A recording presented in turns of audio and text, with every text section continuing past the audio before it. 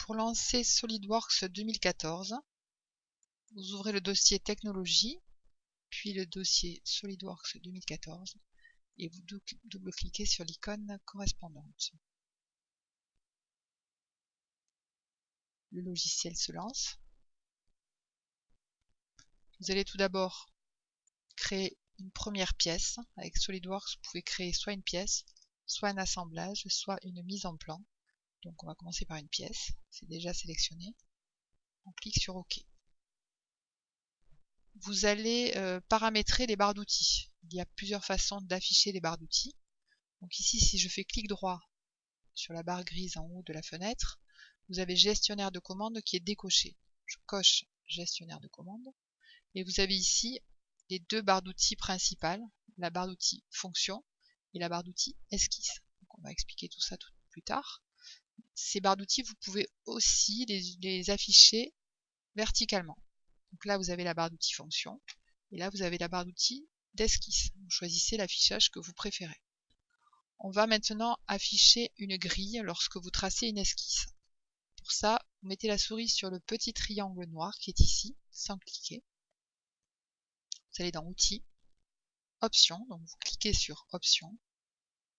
Dans Propriétés du document, vous avez Grille aimantée. D'abord, il faut cocher Afficher la grille. Et puis ici, dans Nombre de subdivisions entre lignes majeures, vous allez mettre 10. C'est 10 mm. Chaque carreau de la grille fera 10 mm. Et vous aurez des lignes plus foncées tous les 100 mm, c'est-à-dire tous les 10 cm. Ensuite, vous allez à Alimentation système.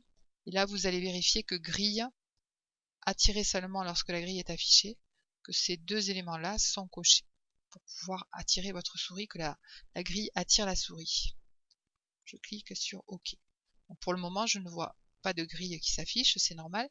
Je n'ai pas commencé à tracer une esquisse. Pour tracer une esquisse, vous avez ici la barre d'outils et le bouton correspondant, c'est celui-là. Attention, ne pas choisir l'esquisse 3D, on ne s'en servira pas. Pour nous, c'est une esquisse 2D, donc c'est ce bouton-là que l'on va choisir. Donc je clique dessus et on me propose un plan pour afficher, pour tracer ma première esquisse. Par défaut, on va prendre le plan de face. Voilà. Et là, je vois ma grille qui s'affiche. Un carreau égale 10 mm, 1 cm. Maintenant, je vais tracer une première esquisse, par exemple un rectangle. Je clique sur l'outil rectangle.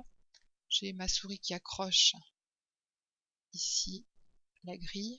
Alors, je commence toujours par tracer par l'origine des axes. Premier point, je clique, je glisse, c'est-à-dire je ne relâche pas le bouton gauche. Et je vais par exemple tracer un rectangle qui fait 50 par 30. Je lâche mon bouton, le bouton gauche de la souris. Je pourrais bien sûr modifier les dimensions par la suite.